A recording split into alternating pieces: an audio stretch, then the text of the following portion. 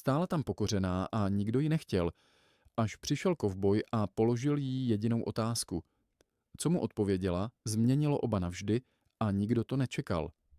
Byl srpen roku 1887 a Wyoming byl ten druh země, která vás buď pohltí, nebo vyplivne, a málo kdy se obtěžuje říci, jak se rozhodne. Planina přecházela v kopce bez výstrahy, kopce přecházely v hřebeny a hřebeny v nebe tak modré, že ho bylo skoro fyzicky bolestivé hledět. Prach byl všude, v šatech, ve vlasech, v koutcích úst a slunce pálilo od rána do večera s tou lhostejnou přímočarostí, která nerozlišuje mezi poctivými a nepoctivými, bohatými a chudými, šťastnými a zlomenými. Dostavník ze stanice Laramie přijížděl do Clearwater Creek každé úterý a pátek, pokud nepadal sníh, neprotrhla se řeka, nebo neudělal šofér Amos McTavish tu chybu, že předešlou noc pozůstal příliš dlouho v hospodě u Ketchumovy stanice. V tomto příběhu byl den úterý, bylo 4 odpoledne, a Amos McTavish byl relativně střízlivý, takže dostavník přijel. Z dostavníku vystoupila Clara Bennettová. Nebyla to první žena, která přijela do Clearwater Creek dostavníkem, ale byla to první žena, která z dostavníku vystoupila s 24-palcovou litinovou kuchyňskou pánví, přehozenou přes rameno jako někdo, kdo nese sekerou do lesa. Pánev byla tmavá od let používání, těžká jako svědomí a opotřebovaná způsobem, který říkal, tohle náčiní zažilo věci a přežilo je. Clara Bennettová měla 36 let, což se v Clearwater Creek roku 1887 překládalo jako není nejmladší, ale není stará. Měla kaštanové vlasy stočené do uzlu pod šedým kloboukem s odřenou krempu, šedou cestovní sukni, ze které prach na cestě neodcházel jinak než kartáčem, a oči tmavě hnědé barvy, v nichž bylo možné číst více, než bylo pohodlné. Měla silné ruce, ruce ženy, která vařila, hnětla, sekala, přenášela, a způsob stání, který říkal, jsem tady a nikam nejdu, dokud nerozhodnu, že jdu. Seděla celou cestu od Laramie naproti starému dobytkaři, který spal s kloboukem přes obličej od první zastávky, a vedle mladé ženy se 2 malými dětmi, která se pokusila jednou o rozhovor a pak vzdala, protože Clara odpovídala stručně a s pohledem namířeným oknem ven, ne z hrubosti. Clara nebyla hrubá, ale měla v kapse inzerát, který přečetla 5krát, a věci, o nichž přemýšlela, nebyly věcmi, o nichž se hovoří s cizími lidmi v dostavníku. Hledám zkušenou kuchařku pro ranč Cole, nedaleko Clearwater Creek, v okresu Albany, Wyoming.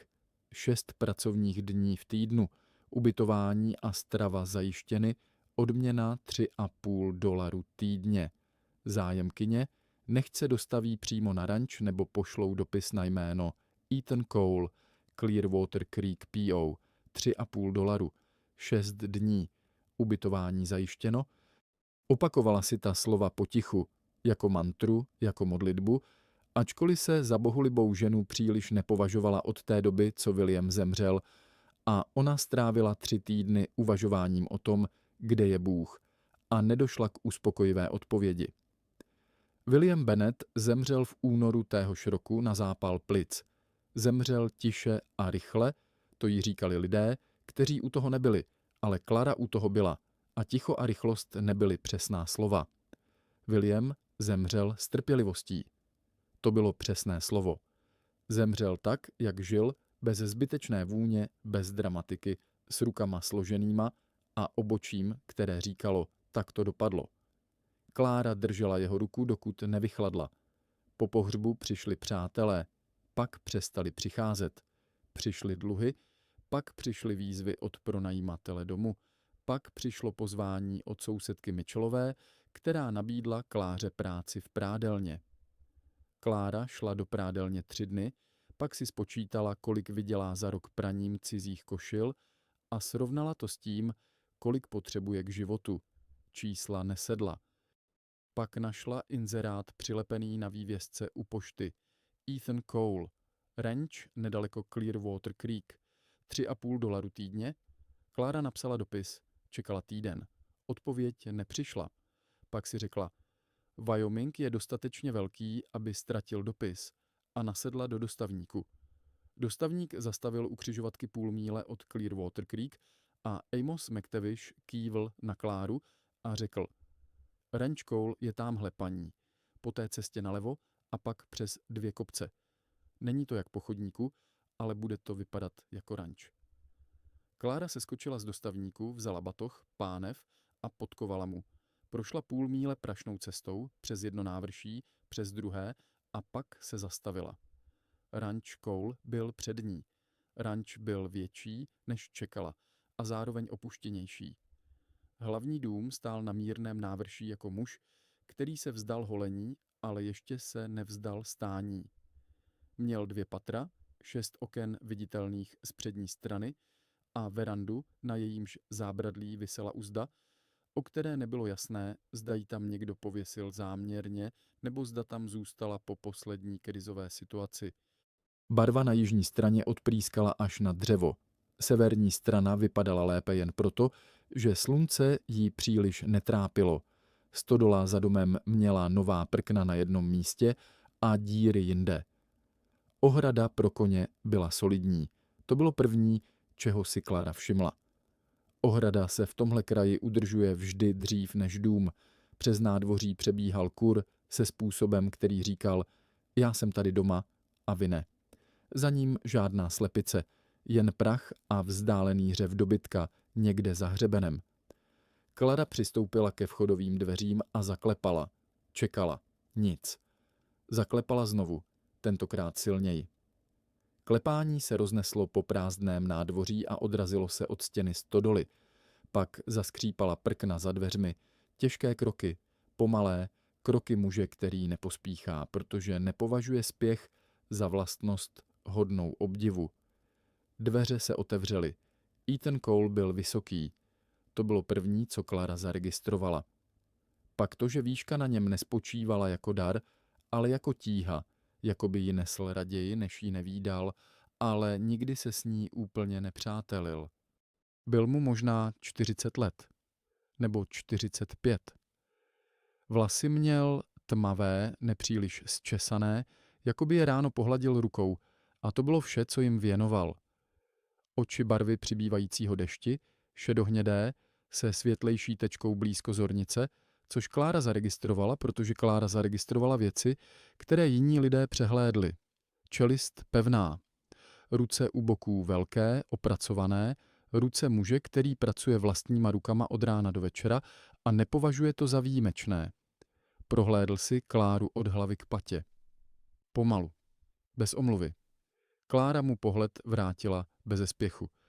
Pak Cole řekl, vy jste Bennettová? Klára řekla, já jsem Bennettová. Cole řekl, nepsal jste. Klára řekla, napsala jsem. Odpověď nepřišla. Cole řekl, to věřím. Dopis leží pravděpodobně u Amose McTavishe v poštovní kabině od dubna, pokud ho nevyhodil s ostatními. Ale nečekal jsem ženskou. Klára řekla, v inzerátu nebylo napsáno, kdo má přijít. Cole řekl, myslel jsem kuchařku s jinou postavou. Klára řekla rovně, bez hněvu, ale také bez omluvy. Pane Cole, mám 36 let, jsem vdova a potřebuji práci. Jsem zkušená kuchařka. Vařila jsem 10 let rodině, sousedům, při slavnostech a pohřbech a žádný z nich mi neřekl, že na mé postavě záleží víc než na jídle. Pokud vám vadí moje váha, řekněte mi to rovnou a zaplatím si zpáteční jízdenku sama. Pokud vám vadí jíst dobře uvařené jídlo, je to váš problém, ne můj. Kokšle na ní chvíli koukal, pak řekl. V inzerátu stálo $3.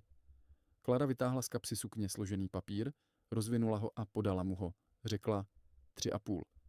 Cole papír vzal, přečetl ho, zamrkal, jako by mu bylo jedno oko slabší, a pak ho přeložil zpátky. Vrátil jí ho a řekl, dobře, 3,5. Pojďte dovnitř. Klára přehodila pánev přes práh dveří. pánev byla těžká a odřela koula po botě. Koul zatvářil se. Klára řekla: Promiňte. Řekla to klidně. Ale ve tváři měla výraz, který neříkal promiňte. Kuchyně byla prostorná a zanedbaná takovým způsobem, který říkal: tady se kdysi vařilo s radostí.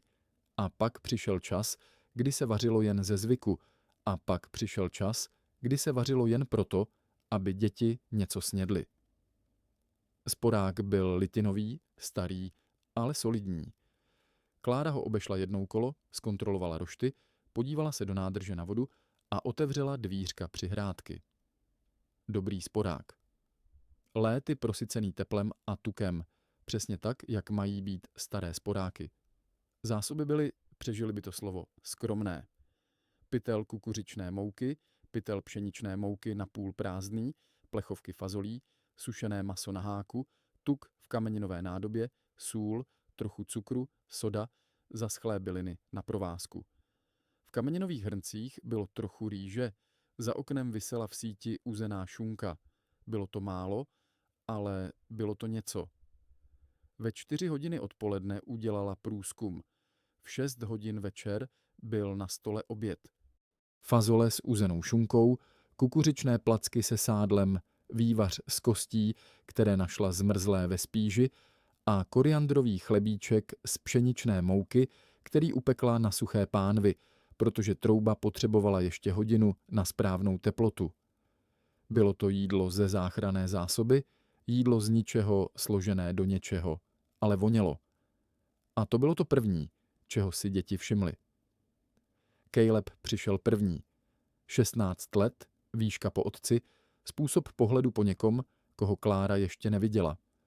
Přes rameno přehozenou opotřebovanou Winchesterovu karabinu a tvář, na níž bylo napsáno: Jsem tady, abych zhodnotil situaci.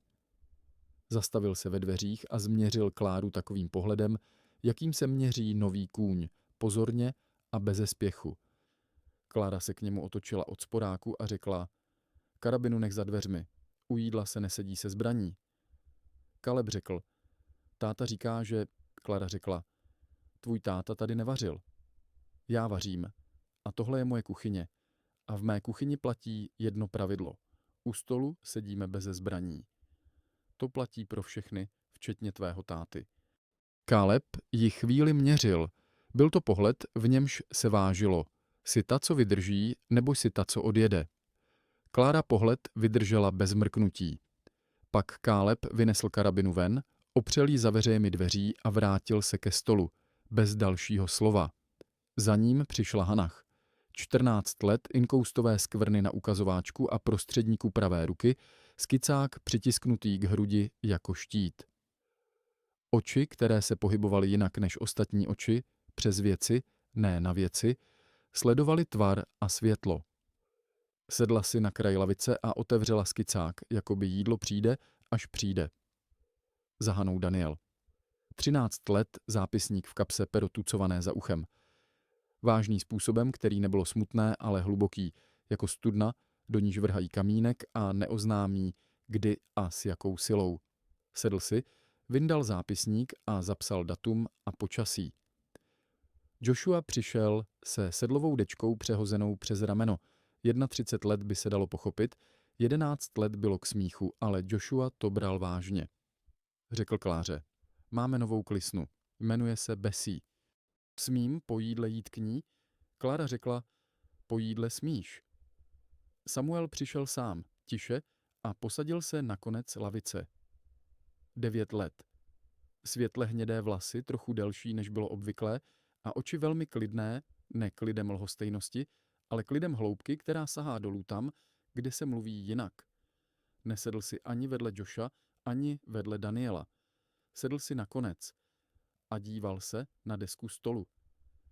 Rebeka přinesla s sebou šedivé kotě s bílou tlapou. Bylo jí 8 let a kotě vešlo do kuchyně s ní jako součást jejího vybavení, přirozeně a bez ptaní. Klára řekla: Zvíře na stůl ne. Okno je otevřené, kotě tam může sedět, pokud bude ticho.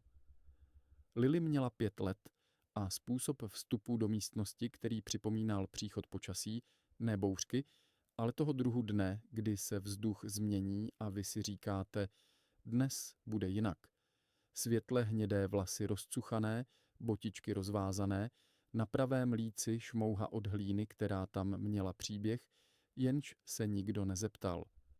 Zastavila se uprostřed kuchyně, přičichla ke vzdušné vůni a řekla nahlas, bez jakékoliv zábrany, bez přípravy a bez omluvy. Paní, to voní jako buchty. Klára se na ní podívala. Řekla, buchty to nejsou, ale jsou to kukuřičné placky a jsou skoro stejně dobré. Lily řekla, skoro? Klára řekla, v neděli upeču buchty. Slíbím ti to. Lily řekla velmi vážně, slibujete? Klára řekla, slíbím. Lily si sedla ke stolu ze spokojeností obchodníka, který uzavřel výhodnou smlouvu a hodlá ji dodržet. Pak řekla vedle sedícímu Joshuovi, paní slíbila buchty. Cole přišel k večeři jako poslední, posadil se do čela stolu bez ceremonií a nečekal na nic konkrétního. Klara servírovala. Nepovažovala za nutné komentovat, co přináší ani proč. Nechala jídlo mluvit samo. Fazole byly husté a vonné, placky se drolily správně, vývař byl horký, bylo ticho, ale bylo to jiné ticho než prázdné. Bylo to ticho plné tlam, které jedí a neříkají nic, protože by tím přerušili. Pak Daniel zvedl hlavu a podíval se na záhlaví stránky, do níž psal. Přečetl si slovo, které tam bylo, vzal pero a přeškrtl ho. Napsal jiné. Klára u stolu nebyla, stála u sporáku a míchala zbytek. Neviděla, co Daniel napsal. Kdyby viděla, přečetla by naděje. Víte, já si tu první večeři Clary Bennettové na ranči Cole vybavuji vždy, když mi někdo řekne, že jídlo je jen jídlo. Není. Jídlo je způsob, jakým říkáme něco, co neumíme říct slovy. Říkáme jim, jsi tady a na tom záleží. Říkáme jim, vidím tě a chci, aby ti bylo dobře. A tenhle způsob řeči je starší než všechny jazyky světa dohromady. Takhle to chodívalo na Starém západě. A takhle to chodí všude, kde jsou lidé, kteří potřebují, aby jim někdo uvařil. Ráno vstala Klára v 5 hodin. Dům byl ještě temný, slunce teprve čichalo za obzorem. Zatopila ve sporáku, uvařila silnou kávu a začala těsto na kukuřičné placky s medem. Když Cole přišel dolů v 6, unavený, se zbytky spánku v pohledu byl stůl prostřený a káva horká a placky na pánvi. V prvních dnech se Klára neučila vařit, to uměla. Učila se ranč. Učila se zásoby, kde je co schází, co přichází kdy, co je nahraditelné a co ne. Učila se sporák, každý sporák má svůj charakter, svůj způsob přijímání dřeva a vydávání tepla, a tento sporák byl pevný muž s přísnou povahou, ale čestný. Učila se spíš, co je kde, co je staré, co je dobré. Učila se děti. 7 dětí se nedá naučit najednou. Klára se učila každé zvlášť. Joshua chtěl maso ráno, v poledne i večer a pokud nebylo maso, pak cokoliv hnědého nebo slaného, nejlépe obojí. Nejedl nic zeleného s výjimkou kukuřice, která ho nepřesvědčila, ale nepopírala. Hannah jedla málo a s pozorností, jako by každé sousto analyzovala, ne z rozmarnosti, ale z přirozenosti. Daniel jedl mezi zápisy, takže jeho příbory se pohybovaly nepravidelně a polévka mu vychládala, protože byl vždy uprostřed věty. Samuel jedl vše beze slova, čistě a přesně, jako by jedl byl disciplína. Rebeka chtěla, aby jídlo hezky vypadalo, ne ve smyslu ozdoby, ale ve smyslu barvy a uspořádání na talíři. Lily jedla pomalu a s veškerou svou pozorností, jako by jídlo bylo příběh, který se nesmí přeskočit. Paní Bennettová, první kuchařka, slečna Pratová, vydržela 12 dní. Druhá kuchařka, taky slečna Pratová, ale jiná, vydržela 9 dní. Hargroveova neteř vydržela 6 dní. Každá z nich odešla. Klára odložila vařečku, otočila se a podívala se na Kaleba rovně. Řekla, Kalebe, já nejsem slečna Pratová ani Hargroveova neteř. A přijela jsem sem kvůli práci, ne kvůli pohodlí. Pokud mě něco vystraší, víte, kdo tím bude překvapen nejvíc? Já sama. Třetí noc přišla Margaret Hargroveová. Přišla ve 3:45 ráno, Klára to věděla, protože nespala tvrdě, nikdy nespala tvrdě na novém místě. Slyšela klepání na okno kuchyně, klepání, které nebylo prosebné ani opatrné, ale razantní, způsobem, který říká: chci, abyste věděli, že jsem tady. A chci, abyste věděli, že to není zdvořilostní návštěva. Klára vzala lampu z noční police, zapálila ji a přišla k oknu. Venku stála žena ve věku kolem 50 let, vysoká, štíhlá jako strom, v cestovním obleku, který byl příliš dobrý na ranní výlet k oknu cizí kuchyně, a v klobouku s krátkovou krempu, za níž bylo upnuté pero z fasanta. Oči měla barvy zimního nebe, šedé a chladné, s jasností, která mohla být inteligencí nebo mohla být krutostí, nebo obojím zároveň. Rty měla sevřené způsobem, který říkal: jsem zvyklá na výsledky. Otevřela ústa a řekla přes sklo: vy jste ta nová kuchařka. Klára otevřela okno a řekla: jsem. A vy? Žena řekla: jmenuji se Margaret Hargroveová. Vlastním pozemky na jihovýchod od tohoto ranče a mám zájem o ranč Cole jako celek. Ethan Cole je muž, který potřebuje správnou ženu po svém boku a já jsem připravena mu ji zajistit. Za tím účelem by bylo vhodné, kdybyste odjela. Klára řekla: vhodné pro koho? Hargroveová řekla: pro všechny zúčastněné. Nechám vám zaplatit dostavník zpátky do Laramie a přidám $5 za obtíže. Klára se opřela o parapet okna a chvíli se na Hargroveovou dívala. Bylo to tiché ráno, hvězdy ještě byly na obloze, vzdálený vil kojota, vítr přes planinu. Klára řekla nakonec klidně a jasně: paní Hargroveová, je skoro 4 hodiny ráno a vy stojíte pod mým oknem s nabídkou, které jsem se nezeptala. Z toho soudím, že si myslíte, že mám cenu asi $5. Mýlíte se. Dobrá noc. Hargroveová řekla: to byste mohla litovat paní. Klára řekla: Bennettová. Hargroveová řekla: paní Bennettová. Clearwater Creek je malé místo. Lidé, kteří se se mnou nedohodnou, zjišťují, že malé místo může být velmi malé. Klára řekla: to věřím, ale v neděli budu péct buchty. A zavřela okno. Stála v kuchyni s lampou a nechala srdce, aby se vrátilo na normální tempo. Nebyla to výhruška, na které by spala, ale nebylo to ani poprvé, co jí někdo řekl: jsi na špatném místě, zbal se. Poprvé se to řekl pronajímatel domu v Laramie, pak pekal, pak sousedka, která nabídla praní, ale myslela tím: budeš za mé peníze a na mých podmínkách. Klára neodešla ani tehdy, přišla sem a měla v plánu zůstat.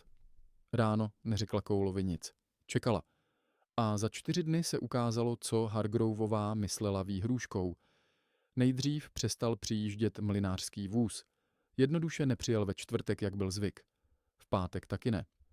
Cole jel v sobotu do Clearwater Creek zjistit proč a mlynář Hendricks, starý muž s dobrou pověstí a zjevně nepříjemným svědomím, mu řekl, aniž se díval přímo na Colea, že má příliš plný kalendář a nemůže dodávat na ranč Cole, dokud se situace nějak nevyjasní. Cole přivezl mouku sám, 2 pytle na koňském sedle. Ale to bylo jen první varovné výstřelení. Pak přestal obchod Mitchella posílat objednávky, které Cole odeslal poštou. 1, 2krát. Při 3. odmítnutí šel Cole osobně a Mitchell mu řekl s červenýma ušima a pohledem upřeným na konec svého výkladního pultu: pane Cole, já vám to říkám přímo. Jsou tu lidé, kteří radí mi, abych byl opatrný s tím, komu dodávám. Cole řekl: kteří lidé?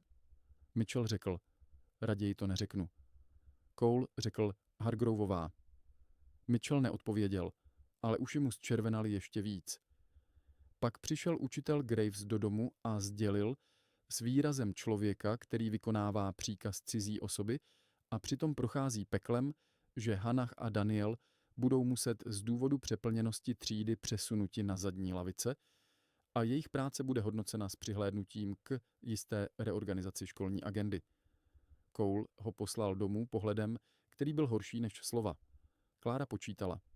Mlynář, obchod, škola. Co příště? Vaří. Vaří dál.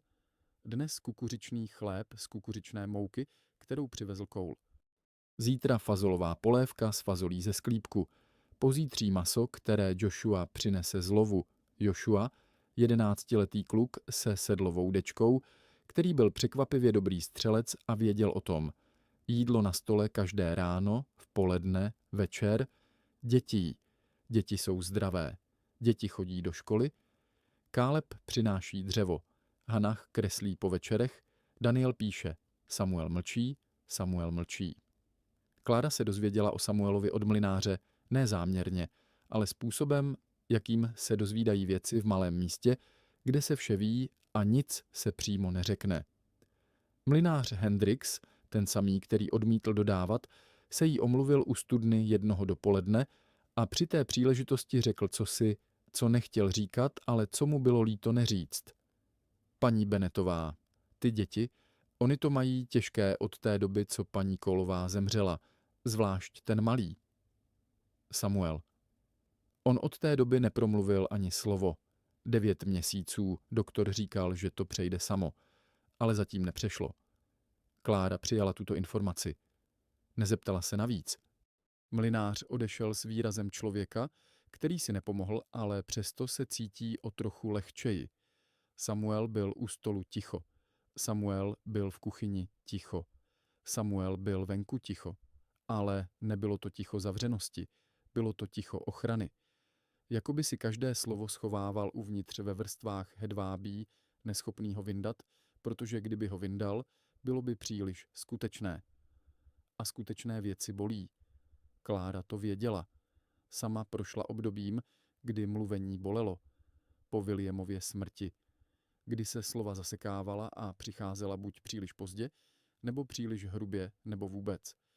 Nepokoušela se Samuela mluvit. Nekloužela kolem něj s přehnanou pozorností, která mu dávala najevo, že ho pozoruje. Jen vařila. A Samuel byl u toho. A to bylo prozatím dost.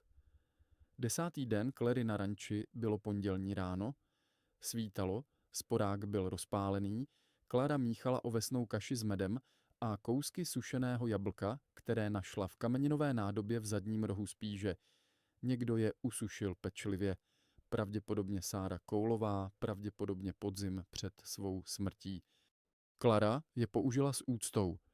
Samuel přišel do kuchyně sám, tiše, jak vždy, postavil se vedle Clary u sporáku, nestál daleko a nestál blízko, jen stál a díval se na kaši. Klara míchala a neříkala nic.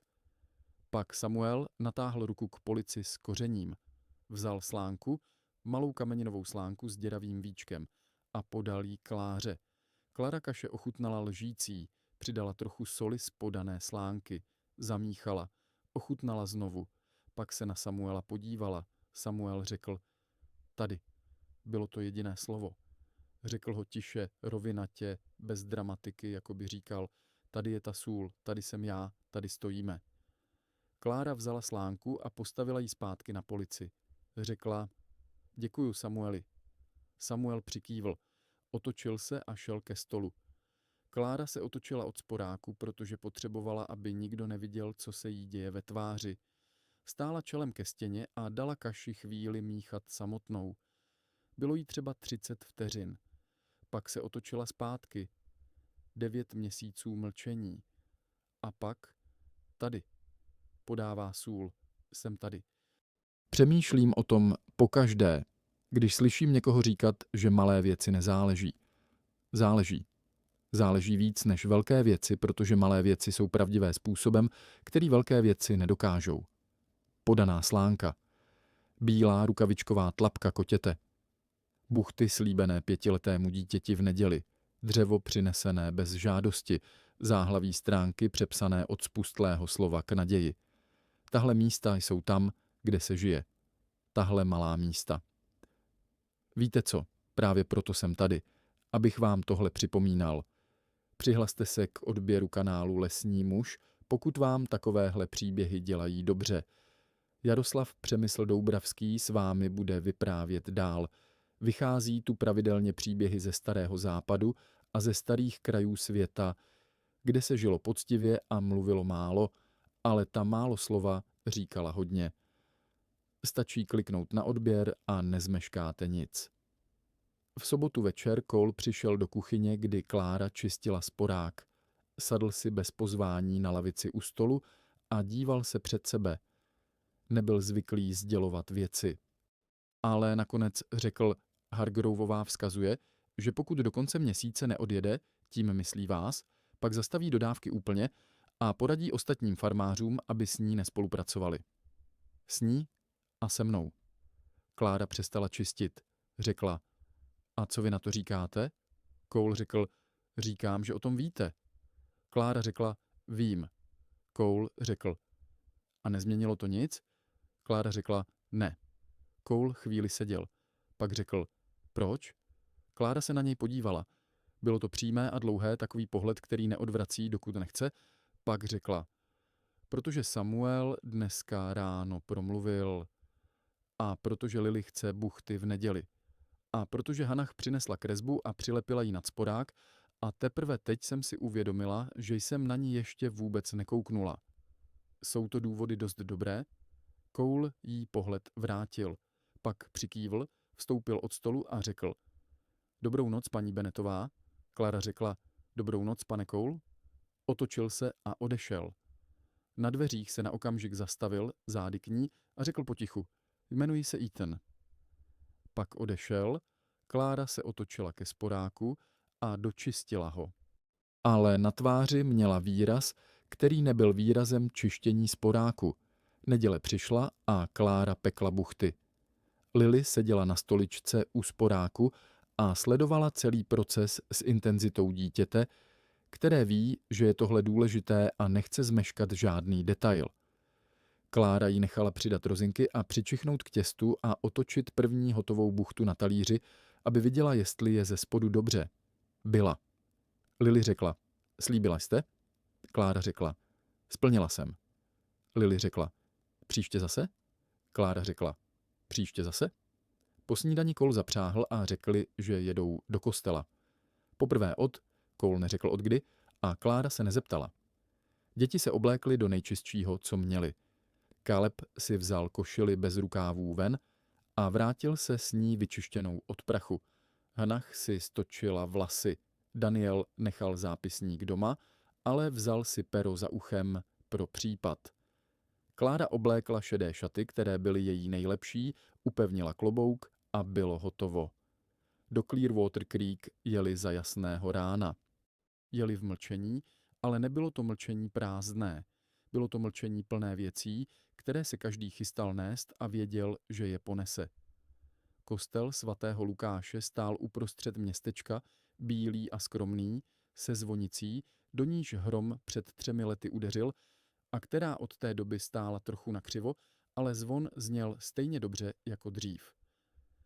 Clearwater Creek byl malé místo, 140 duší, z nichž bylo dnes na mši přítomno přibližně 80.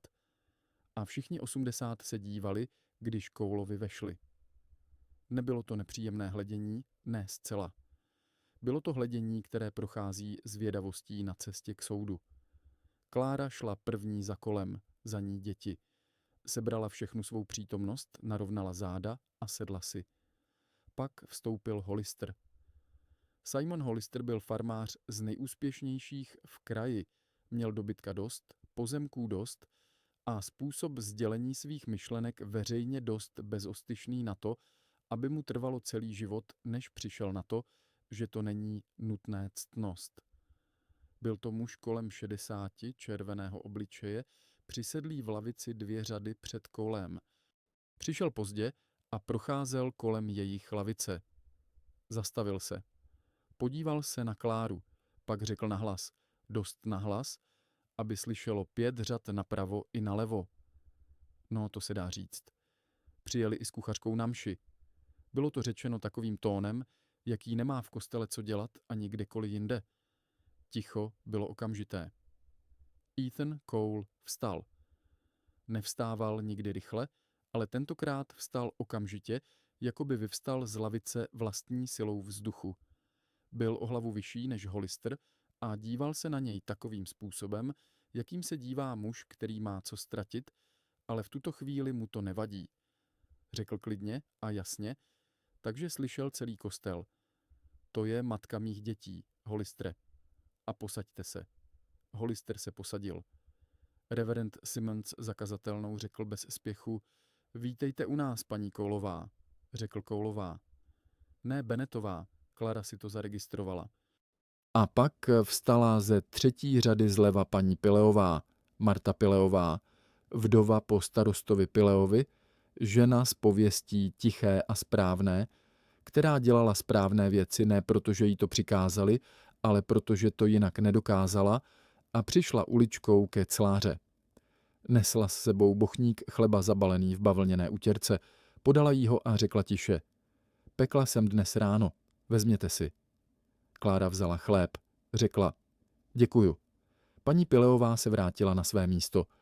Za ní přikývla od druhé lavice paní Hartleyová, za ní paní Grossmanová. Malá gesta, každé samo o sobě nevýrazné, dohromady záblesk. Hargroveová na mši nebyla, ale Klára věděla, že uslyší. Po mši stálo venku u kostela několik skupinek lidí v obvyklém nedělním hovoru. Klára stála vedle Cola a děkovala reverend Simmonsovi, když k ní přistoupila slečna Rootová, 17letá dcera obchodníka Hunta, a zeptala se, zda je pravda, že Klára uměla vařit svíčkovou. Klára řekla, že ano. Slečna Rootová řekla: Moje maminka ji nedokáže udělat bez toho, aby zhoustla příliš. Klára řekla: Je to v zásmažce, déle, pomaleji. Slečna Rootová si to zapsala na zápisník, který měla zápisník, ne zápisník, ale takový malý zápisník, co ho ženy nosívaly pro recepty. Klára to viděla a trochu se usmála. Lily mezitím přesvědčila Lily Pileovou, dceru paní Pileové, která se jmenovala také Lily, aby si vyměnili stužky z klobouků. Obě odcházely spokojeně s cizí stužkou. Caleb stál u koní a díval se na celou scénu z bezpečné vzdálenosti. Klára ho viděla. Byl to pohled, z nějž zmizelo to hodnotící napětí. Neúplně, ale trochu. Hejnach přinesla kresbu v pondělí odpoledne. Přišla tiše do kuchyně, zatímco Klára balila zbytky do nádoby. Položila papír na stůl bez komentáře a ustoupila o krok, jako by nechtěla být moc blízko tomu, co bude řečeno. Byl to portrét Clary, ze zad, viděné od stolu, stojící u sporáku s lopatkou v ruce. Světlo z okna padalo z levé strany a Hannah ho nakreslila takovými čarami, o jaké by fotograf řekl: tohle se neustrojí, to buď je, nebo není. Ruce Clary na obrázku byly velké, větší než ve skutečnosti, a Hannah to udělala záměrně, Klára to věděla okamžitě. Ruce, které pracují, vypadají větší. Ruce, které nesou věci. Ruce, které dají jídlo na stůl. Pod portrétem Hannah napsala uhlem malými písmeny: Paní Bennettová, naše kuchařka. Klára papír vzala. Prohlédla si ho. Pak šla ke sporáku, vzala 4 hřebíčky z šuplíku a přibyla obrázek nad sporák na nejviditelnější místo. Hannah stála s rukami svěřenými za zády a dělala, že se na to nedívá. Klára řekla: Je to dobré? Hannah řekla: Je to jen uhlík. Klára řekla: Uhlíkem se dají dělat dobré věci. Přineseš mi víc, pokud nakreslíš víc? Hannah řekla bez přílišného nadšení v hlase, ale s nadšením v očích: Možná. Přinesla. Každý týden 1 nebo 2 obrázky, $100 za rána. Joshua na koni. První pokus o kůň nebyl výrazně podobný koni, ale každý další byl lepší. Rebeka a šedivák. Samuel u okna, Cole u plotu. A pak jednoho dne, bez ohlášení, obrázek, na němž byl stůl s 8 talíři, Klára to napočítala, a v záhlaví bylo napsáno rodina. Klára ho přibyla vedle portrétu. Napište nám do komentářů, Kde jste vy cítili, že jste někde doma? Bylo to místo, nebo lidé, nebo moment? Myslíme si, že každý z vás ví, o čem mluvíme. A rádi si přečteme váš příběh. V posledním srpnovém týdnu Hargroveová přestoupila od slov k činům. Nejdřív to bylo s mlynářem. Pak se ozvalo, že škola zavede nový rozvrh a děti Coulovy budou chodit ve zvláštní skupině, způsob, který byl formálně neutrální, ale ve skutečnosti znamenal: oddělíme vaše děti od ostatních. Cole přišel k učiteli Gravesovi. Graves byl bledý a říkal, že je to rozhodnutí školní rady. Cole se zeptal, kdo je ve školní radě. Graves se zakoktával. Cole se vrátil domů beze slova a tu noc spal špatně. Klára o tom věděla. Věděla to z ticha, které po jeho návratu nastalo. Ze způsobu, jakým Cole jedl večeři, přesně, mechanicky, bez pozornosti k tomu, co jí. Druhý den přinesla k obědu zvlášť velký koláč se švestkami. Švestky sušila sama od zásoby, co přivezla z Laramie. Plán byl mít je na zimu. Ale teď byl koláč. A Cole při pohledu na koláč trochu stišil ten výraz mechaničnosti. Jedl pomalu. Rebecca dostala největší kus, protože to byl její oblíbený druh ovoce. Lily jedla koláč s úplnou pozorností svého vesmíru. Daniel zapsal do zápisníku: švestkový koláč, pondělí. Hargroveová pak nechala vyřešit studnu. To bylo nejhorší ze všeho. Studna na ranči Cole měla zdroj sdílený s přilehlým potokem a nikdo to neprokázal, ale nikdo o tom nepochyboval, přidal do studny dostatek soli, aby voda nechutná k pití. Cole to zjistil ráno. Přišel do kuchyně a řekl: studna. Klára šla podívat, ochutnala vodu, spláchnula, řekla: bude to 2-3 dny, dokud to přeplave, do té doby nosíme z potoka. Cole řekl: to jsou 4 míle tam a 4 zpátky. Klára řekla: Caleb, Joshua a ty, to jsou 3 lidé, do 3 den to přeplaví, já si poradím. Voda se nosila. Jídlo zůstalo na stole. Klára použila každý džbán 2krát. Vařila husté věci, kde se voda ztratí do hmoty, brambory a fazole, polenta s masem, těsto s tukem. Nic nepřišlo na zmar. 3. den voda v studni přeplatila a Klára udělala polévku ze 7 různých věcí z lednice a z ní takovou polévku, že Daniel zapsal do zápisníku: nejlepší polévka. Poté, co vymazal, druhá nejlepší. Nechal nejlepší. Pak přišel požár. Byl konec září. Noci se zkracovaly, ráno přicházelo s mrazem na trávě a věcí vzduchu, který voní jinak, suchostí a kouřem a vzdáleným sněhem přes hory. Klára spala lehce, jak bylo její zvykem v novém místě, a po 6 týdnech bylo ranč Cole stále ještě novým místem, v tom smyslu, že ho Klára stále ještě poznávala. Každou noc slyšela věci, větrné kroky za stodolou, klisna besí trochu neklidná, vítr přes střechu. Ale tohle bylo jiné. Probudila se v 1:45, hodiny na okně to říkali jasně, a první, co ucítila, nebyl kouř. Byl to jiný pach, přepálená pryskyřice. Suché dřevo, které dostalo žár dřív, než dostalo kouř. Klára to znala z dětství na farmě. Pach, který přichází těsně před kouřem a říká: je čas. Vyskočila z postele bosá, vzala lampu z okna, nezapálila ji, nebylo času, a otevřela dveře své místnosti za kuchyní.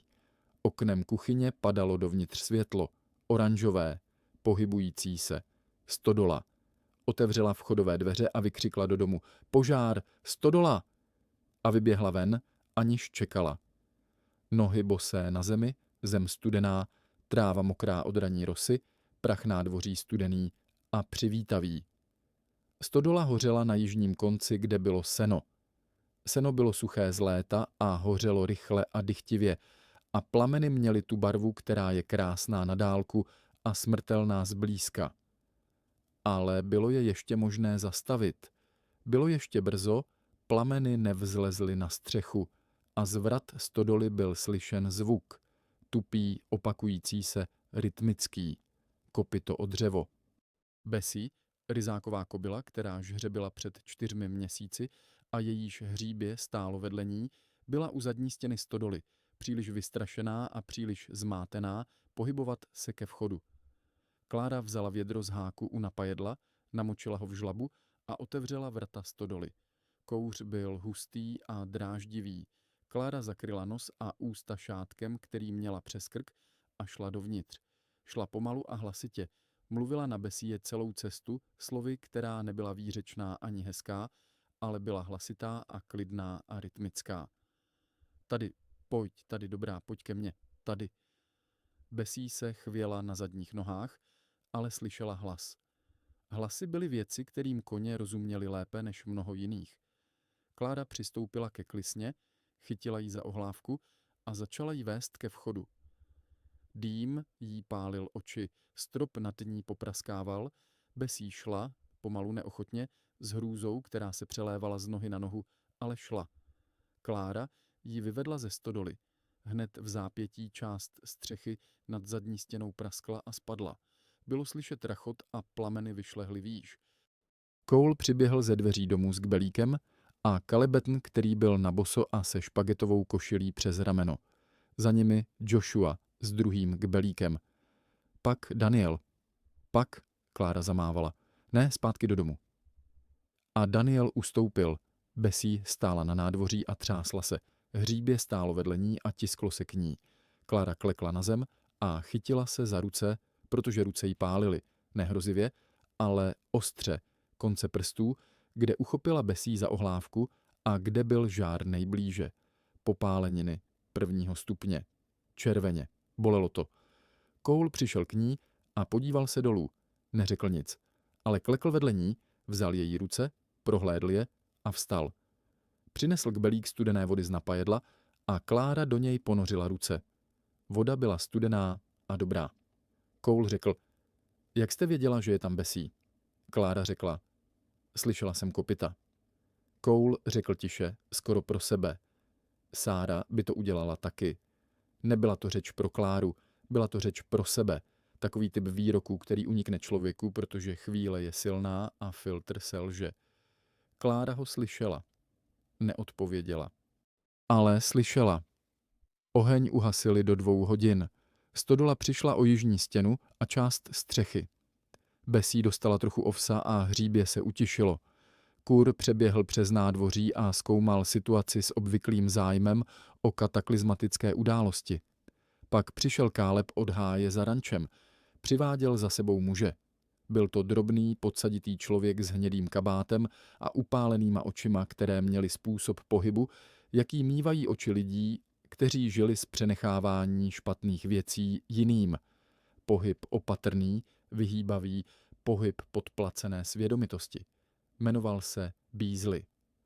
Caleb ho držel za límec levou rukou a Winchester svíral v pravé s klidem, který byl u 16letého chlapce buď velmi výstražný, nebo velmi obdivuhodný. Caleb řekl, viděl jsem ho vycházet ze stodoly předtím, než chytlo. Přicházel od jihu, od Hargroveové. Beasley řekl, to je lež. Caleb řekl, ruc má od petroleje. Cole přistoupil k Beasleymu a podíval se na jeho ruce. Přičichl. Pak se na Beasleye podíval takovým pohledem, od nějž by odvrátil zrak i spravedlivý člověk. Řekl, Calebe, sváže ho. Do rána přijede šerif. Caleb svázal Beasleye tak rychle a přesně, jako by to dělal celý život. Možná dělal. Klára nepokládala otázky. O 2 hodiny po požáru, bylo 4 ráno, a obloha se začínala na východě trochu světlat, s tím nažloutlým odleskem, který přichází dřív než světlo a připomíná, že svět se nezastavil, Lily dostala horečku. Klára to zjistila tehdy, když zašla do pokoje dětí zkontrolovat, jak spí po noční vřavě. Rebecca spala. Samuel spal s zády ke zdi. Joshua chrápával. Daniel měl zápisník otevřený na posteli vedle sebe, usnul při čtení. Hannah seděla na posteli vzpřímeně a dívala se oknem. A Lily hořela. Klára přiložila ruku na Lilyino čelo a okamžitě věděla. Horečka byla vysoká, ne strašidelně, ale výrazně. Ta teplota, která říká, tohle není jen nachlazení. Lily se mračila ve spánku.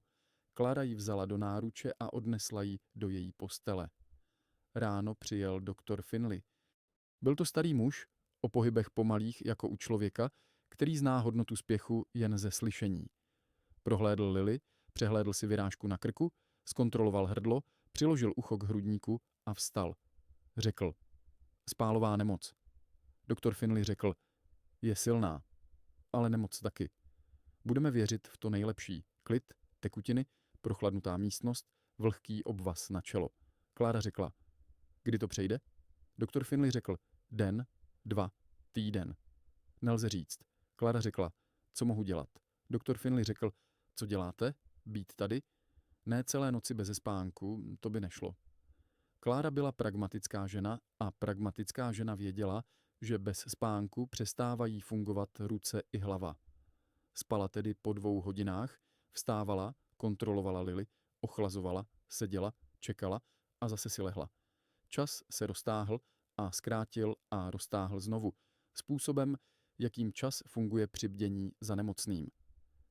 Ethan přišel k Lilíně posteli každý večer, seděl hodinu nebo 2, říkal málo, jen jak je. Klara říkala stejně, nebo lépe, nebo hůř. Pak Cole odcházel.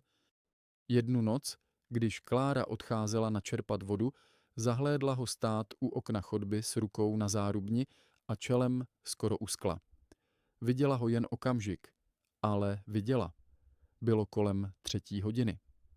Klára seděla u Lilyiny postele s ručníkem ve studené vodě přinesené z potoka, ne ze studny, protože Klára studně nedůvěřovala od té noci se solí. Lily ležela tiše, příliš tiše.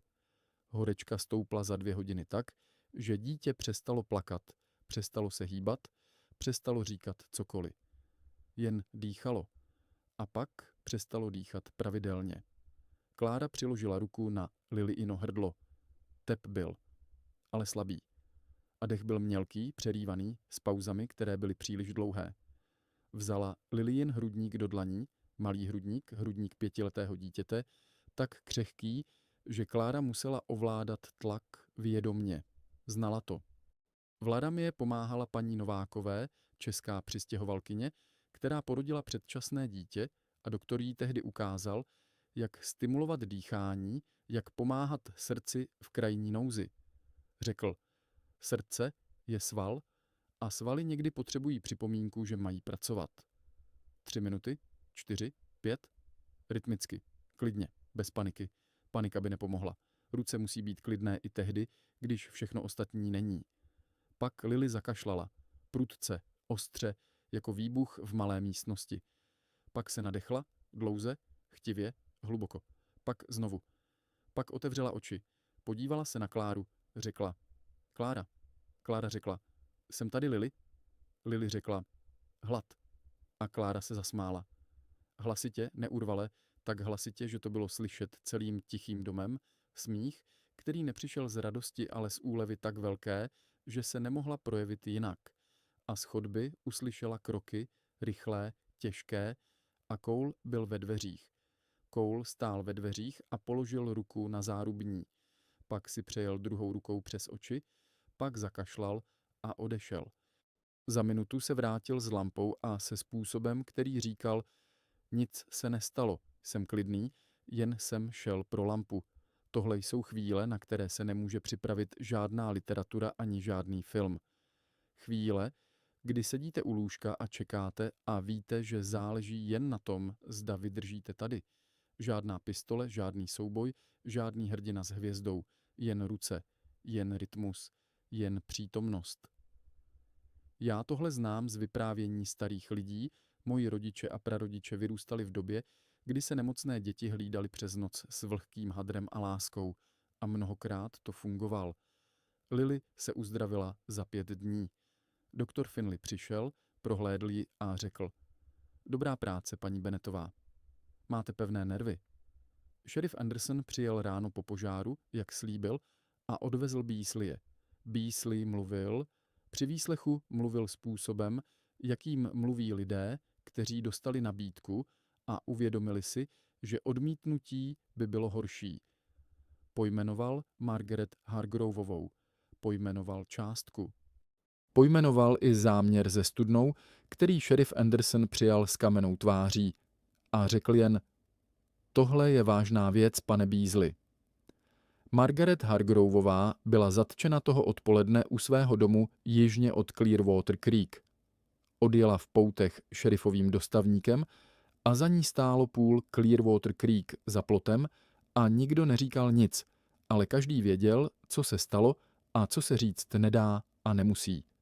Obviněna ze žhářství, z otrávení studny, z organizovaného nátlaku na obchodníky a živnostníky s cílem poškodit provoz ranče Cole. Tato obvinění měla v okrese Albany v roce 1887 váhu a zvláště žhářství, protože požár stodoly v suché zemi byl věc, která mohla zabít nejen dobytek, ale lidi. Cole se vrátil od šerifa ve 3 odpoledne a řekl Kláře: je to vyřešené. Klára řekla: myslíte Hargroveová? Bylo to tak, jak to bylo. Klára neplesala. Nepociťovala vítězství. Pociťovala únavu, hlubokou, poctivou únavu 6 týdnů napětí, požáru, 3 nocí u lůžka a všeho ostatního. Ale pod únavou bylo také něco jiného. Něco, co nemělo jméno, nebo ho mělo, ale Klára ho ještě nechtěla říkat nahlas. 3 dny po Hargroveové zatčení přišla na ranč Eliza. Eliza Hargroveová, neteř Margaret Hargroveové, přijela v dostavníku z Cheyenne. Měla 22 let, světlé vlasy, stočené prostě, kufr malý, ale pečlivě zbalený a výraz, který říkal: vím, co udělala moje teta a vím, co si o tom myslíte a přišla jsem ne kvůli ní. Stála u dveří ranče a řekla Kláře: jmenuji se Eliza Hargroveová, moje teta je v poutech, já s tím nemám nic společného mimo příjmení, potřebujete pomocnou ruku? Umím péct, vařit, uklízet a pracovat od rána do večera. Nedám vám důvod litovat. Klára ji prohlédla, pak otevřela dveře a řekla: vstupte. Koláče se nepekou sami. Ukázala se jako tichá, přesná a loajální způsobem, který nebylo zapotřebí komentovat, jen žít vedle něho. Pracovala dobře a neomlouvala se za tetu víc než jednou při příchodu. Děti ji přijali postupně a přirozeně. Rebecca ji přivedla ke šedivákovi první den, Joshua ji přivedl k Bessie druhý den, Lily jí nabídla buchty třetí den. To bylo nejvyšší vyznamenání, jakého bylo možné dosáhnout u Lily. Daniel si jednoho dne přinesl zápisník a ukázal Elíze plán ranče, který nakreslil plán z popisky, kde je co, s vysvětlením, proč jsou věci tam, kde jsou, a s poznámkou na okraji: tento ranč má dobrou strukturu, jenom jí nebylo vidět. Elíza si to prohlédla se zájmem a řekla: jak jsi na to přišel? Samuel začal v říjnu mluvit víc. Ne mnoho, Samuel byl člověk úsporných slov a pravděpodobně jim zůstane, ale víc. Přinesl Kláře jednoho rána kbelík brambor ze sklepa, protože viděl, že jich bude potřeba víc. Neptal se. Přinesl. Klára řekla: děkuju. Samuel řekl: jo. A odešel. Byl to rozhovor, Samuel ho považoval za dostatečný. Rebecca namalovala, ne nakreslila, ale namalovala, protože Hannah jí dala trochu akvarelů z Cheyenne, které si koupila ze svého portrét šedivákův. Přinesla ho Kláře a řekla: tady. Klára ho pověsila k Haniným kresbám nad sporák. Bylo neděle odpoledne v posledním říjnovém týdnu, kdy Cole přišel do kuchyně a řekl: pojďte se mnou. Klára utřela ruce a šla. Prošli kuchyní ven, přes verandu, přes nádvoří, kolem opravující se stodoly, nová prkna z čerstvého dřeva, práce Kaleba a Kolea a sousedů, kteří přišli pomoci, jak to bývá v kraji, kde se ví, co se stalo, a lidé si pomáhají, a pak po mírném svahu za domem. Tráva byla suchá a hnědá, podzimní, a vzduch voněl žaludovým listím z alejí dubů na pokraji lesa. Na kopci byly 2 jilmy, staré, silné, s větvemi, které se rozkládaly do šíře způsobem, jakým se rozkládají jen stromy, které stály dost dlouho, aby si mohli dovolit prostor. Mezi nimi stál kamenný náhrobek. Jednoduchý, plochý kámen, poctivě opracovaný, s vytesaným nápisem. Sárah Anna Koulová. Narozena roku 1848. Zemřela roku 1886. Milovaná manželka a matka. Klara stála vedle Koula a dívala se na kámen. Koul stál chvíli mlčky. Pak řekl, chodím sem říkat jí věci od doby, co zemřela. Je to zvyk, možná bláznovský. Klara řekla, není. Koul řekl, přišel jsem jí říct o Lily, o té noci, o tom, co jste udělala. A o Samueli, řekl jsem jí, co řekl. To jedno slovo. Koul řekl, ona by vás měla ráda. Vím to. Znala lidi způsobem, jakým je já neznám. Vždy říkala, jsou lidi, kteří přijdou na chvíli a lidi, kteří přijdou navždy. A rozdíl poznáte ne podle toho, co říkají, ale podle toho, co dělají, když je to těžké. Vítr foukal po svahu a přinášel pach vzdáleného deště. Koul se otočil k Kláře. Podíval se na ní takovým pohledem, na který nelze připravit. Pohledem, který přichází jednou nebo dvakrát za celý život a který říká, tohle říkám jednou a říkám to pravdivě. Řekl, jmenuji se Ethan Cole a jsem muž, který neumí říkat věci hezky. Ale zkusím to říct pravdivě. Přijela jste sem s pánví a inzerátem a bez pozvání a bylo to nejlepší, co se na tomhle ranči stalo za rok a půl. Zachránila jste Klisnu z požáru, zachránila jste Lily, přivedla jste Samuela zpátky a každý den jste uvařila jídlo, které se jí u stolu, a to zní jako malá věc, ale není. Není. Udělal krátkou pauzu, pak řekl, nechci vás ztrácet, nechci, aby se váš příjezd stal jednou z věcí, na které se vzpomíná jako na dobu, kdy to bylo dobré, než odešla. Chci vás tady. Ne jako kuchařku. Jako Klaru. Říkal to jméno poprvé. Bez slečny, bez paní, bez Benetová, jen Klara. Klara stála u Sarahy na hrobu pod 2 jilmy a dívala se na Ethana Coula. Bylo kolem nich ticho otevřeného kopce, ten zvláštní druh ticha, který má prostor a hloubku a který není prázdný, ale plný věcí, které se nemusí říkat, protože jsou přítomny jinak. Pak Klára řekla, Ethane. Řekla to také poprvé, pak řekla, ano. Nestáli blízko sebe. Nedotkli se. Ale bylo to rozhodnuté, tiše, pevně, způsobem, který nevyžadoval víc slov ani gest, protože měl jinou váhu. Klára se podívala na Sarahin náhrobek, pak řekla potichu, děkuju, Saro. Koul se podíval taky, pak přikývl, pak se otočili a šli po svahu dolů. Tohle místo je základ celého příběhu. Ne požár, ne Hargrovová, ne nemoc. Tenhle kopec s jilmy a náhrobkem a 2 lidmi, kteří říkali jméno toho druhého poprvé a říkali ano. Tohle je základ. A já si vždy říkám, kolik takových základů je po světě, kolik kopců s jilmy a náhrobky, u nich se rozhodlo. Kolik ano řečených tiše a pravdivě lidmi, kteří se nedívali do kamery, ale dívali se na sebe.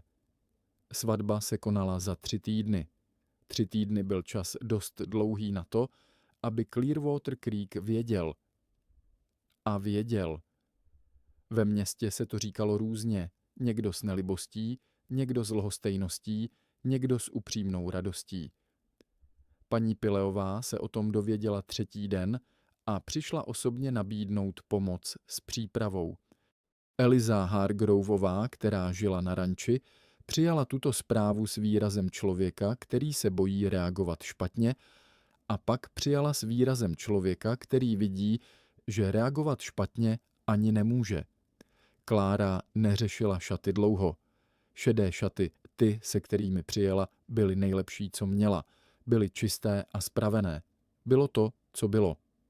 Paní Pileová přišla 3. den a přinesla věnec ze suchých javorových listů a přísně řekla na hlavu. Klára ho přijala. Ráno svatby vstala Klára v 5 hodin. Udělala snídani pro celý dům. Pak teprve šla zbalit to, co si oblékla. Lily přišla do jejího pokoje a pomohla jí stočit vlasy způsobem, jakým 5leté dívky pomáhají, tedy tak, že výsledek nebyl přesně tím, čím začínala, ale byl svým způsobem lepší. Pak přišel Caleb, přišel ke dveřím pokoje, zaklepal a stál s rukama po bocích a výrazem, který říkal: chci říct věc a nejsem si jistý, jak to říct. Byl oblečený pečlivě, košile čistá, klobouk v rukou. Klára ho pozvala dál. Caleb řekl: paní Bennettová.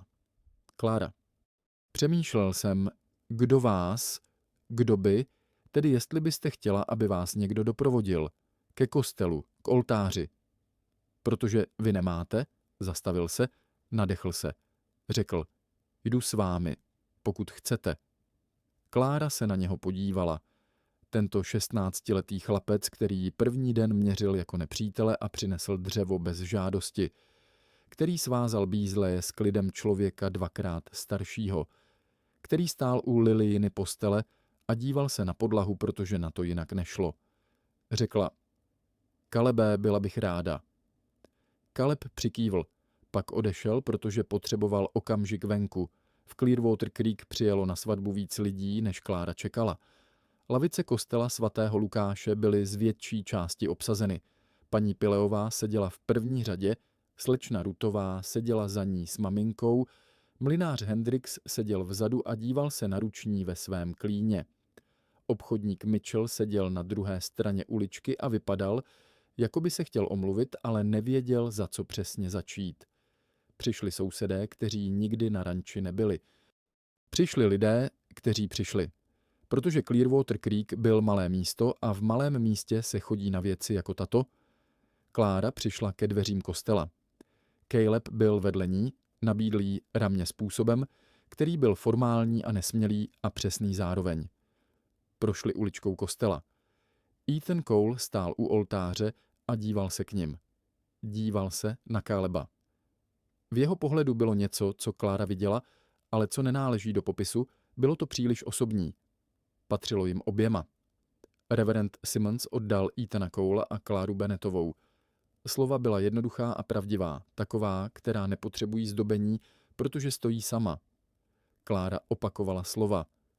Cole opakoval slova. Jejich oči se setkaly způsobem, který je zbytečné popisovat. Pak byl konec obřadu a Lily vykřikla z lavice: hotovo? A celý kostel se zasmál. Odpoledne po svatbě přinesla Lily Klář věneček z trávy, který upletla sama, nebo s pomocí Elízy, ale Lily to přičítala sobě a posadila se Kláře na klín na verandě bez ptaní a bez omluvy. Slunce klesalo za kopce a obloha byla ta barva oranžové, pro níž existuje slovo jen v starých jazycích. Klára seděla na verandě z Lily na klíně a dívala se na západ a myslela na věci, které se nedají myslet najednou, ale přicházejí po jednom jako hosté. Lily chvíli seděla, pak řekla tiše: mámo. Klára zavřela oči na okamžik, pak je otevřela. Přitáhla Lily blíž. Lily řekla znovu: mámo. Klára řekla: ano. Nebylo to nic víc, nebylo nutné víc. To slovo bylo celé. Lily ho řekla 2krát a to bylo dost. Říká se věc jednou, když se zkouší, a podruhé, když se ví, že platí. A platilo. Za chvíli přišel z domu Caleb. Opřel se o sloupek verandy způsobem, který říkal: procházím kolem, nic zvláštního. Podíval se na Lily, pak na Kláru, pak řekl bez úvodu: já vám budu říkat Klára, mám matku. Bylo by špatné ji nahradit. Klára řekla: vím to, Calebe. Caleb řekl: ale jsem rád, že jste tady. Je to jiné než předtím. Od té doby, co jste přijela. Klára řekla: já taky jsem ráda, že jsem tady. Caleb přikývl. Pak odešel ke stodole, nové stodole přestavěné za pomoci sousedů, s čerstvými prkny, která ještě voněla jehličí. U dveří se zastavil, pak vyndal z kapsy nůž a začal rýt do dřeva. Klára to viděla z verandy, ale neviděla dobře. Až druhý den ráno přišla ke stodole a přečetla si to. Do nového dřeva dveří bylo vyryto SČ a vedle CC. Sarah Coleová, Klára Coleová, vedle sebe, na dveřích, které Caleb zatloukal s otcem. Klára stála u dveří stodoly a dívala se na to. Pak si přeložila ruce na hrudi a stála ještě chvíli. Pak šla vařit snídani, protože snídaně se sama neuvaří. Zima přišla v listopadu brzy a tvrdě, jak přicházívá ve Wyomingu, bez přípravy a bez omluvy. Sníh napadl přes noc 10 palců a ráno bylo bílé a tiché tím způsobem, který je hezký a zároveň pracovní. Klára zatopila ve sporáku dřív než obvykle. Nachystala horkou ovesnou kaši, teplý chléb a zbytky slaniny. Děti přicházely ke snídani s červenými tvářemi, protože chodili rovnou zvenku ze sněhu, do nějž šli skoro dřív, než vstali. Lily přišla s ušima celá červenýma a vlasy plnýma sněhu, protože Joshua ji zaházel. Joshua přišel v zápětí s nevinným výrazem. Klára jim oběma dala trochu navíc do talíře beze slova. Hannah přinesla ten den skicák a sedla si k oknu.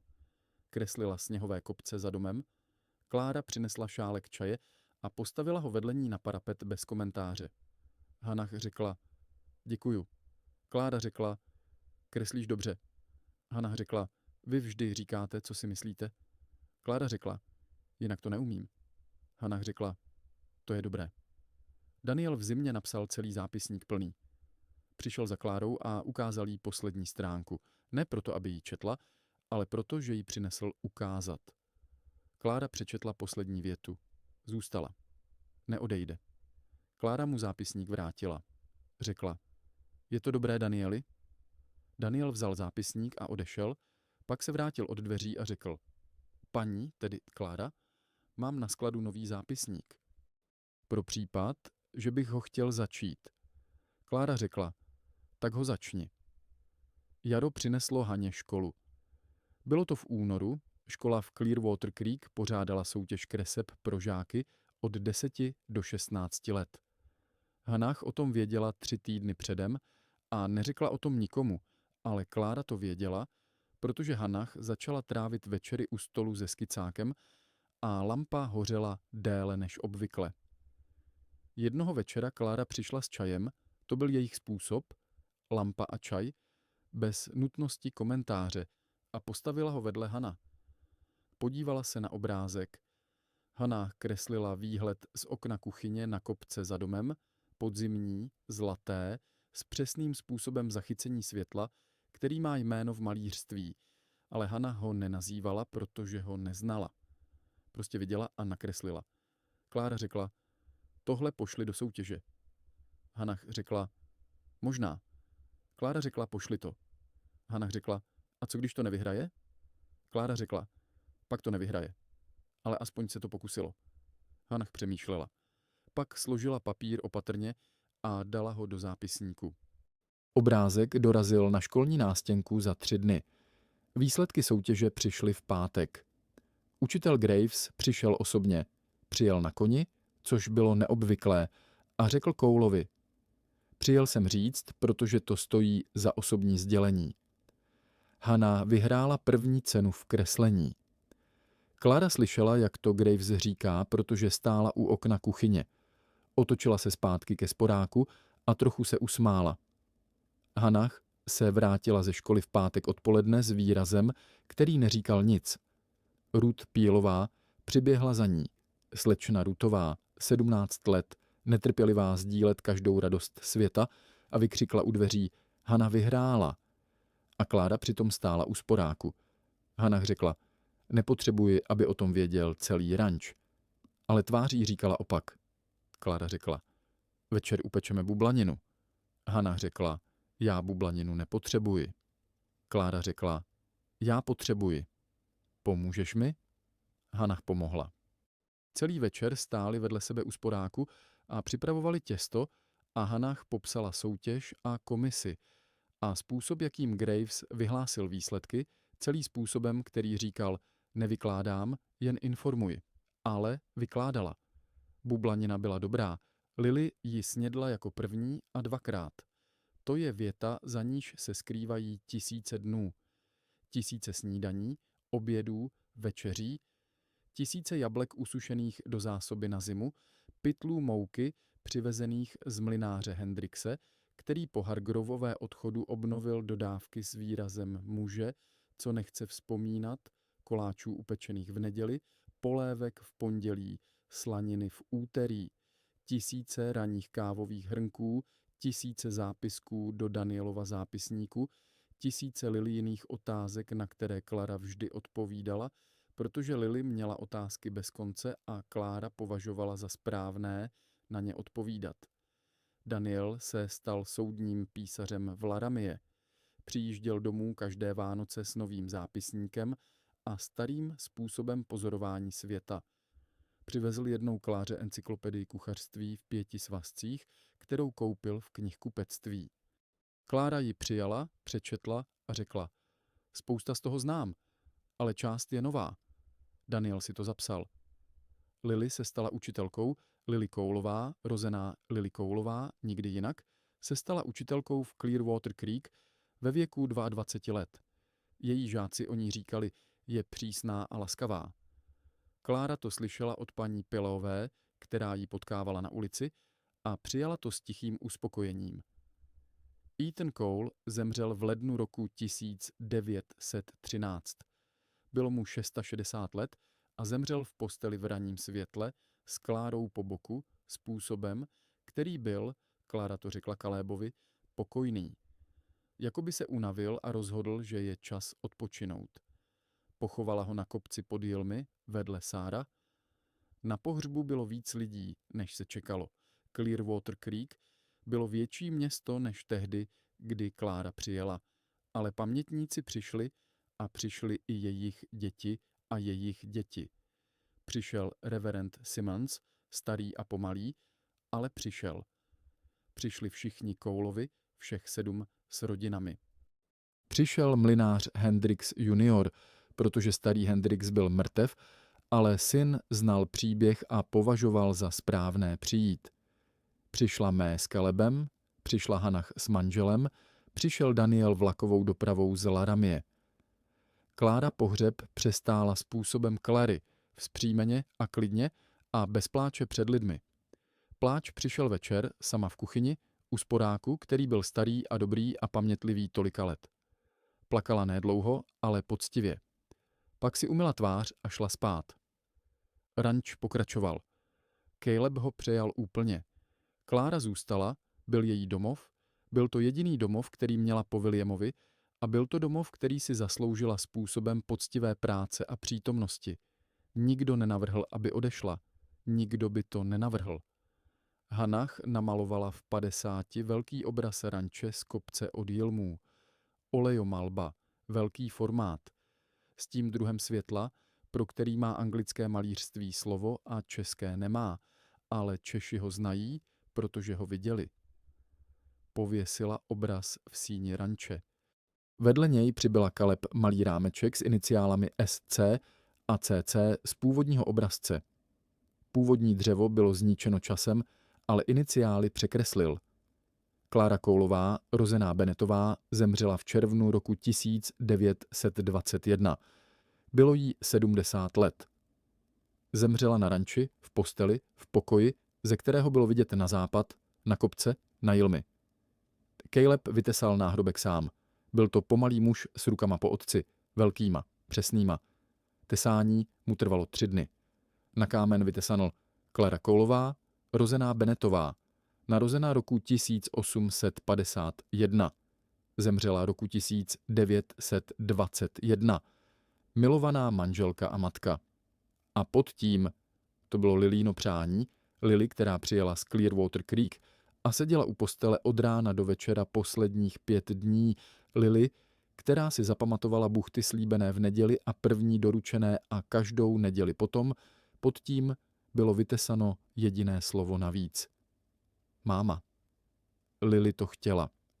A Lily, jak každý v Clearwater Creek věděl, dostávala, co chtěla, ne proto, že by si to vynutila, ale proto, že se vždy jednalo o správnou věc. A tohle byla správná věc. Přemýšlím o Kláře Bennettové, o Klář Coulové, pokaždé, kdy procházím starými místy. Starými domy, starými hřbitovy, starými ranči. přemýšlím, kdo tady žil. Co tady bylo za lidi, co tady bylo za ráno a jaká tam byla jídla na stole a jak voněl sporák a kdo seděl kde. A Klára není v žádné historické knize. Pravděpodobně. Ale je v takových příbězích, je v každé ženě, která přijela do neznámého místa s malou zavazadlem a velkou vůlí a řekla: jsem tady a jsem kuchařka a tohle je moje kuchyně a u mého stolu platí pravidla. Přesně tato žena existovala 1000krát ve Starém západě a existuje dnes ve 100 různých podobách. Umíš vařit? Zeptal se kovboj. A ona odpověděla: umím. A ta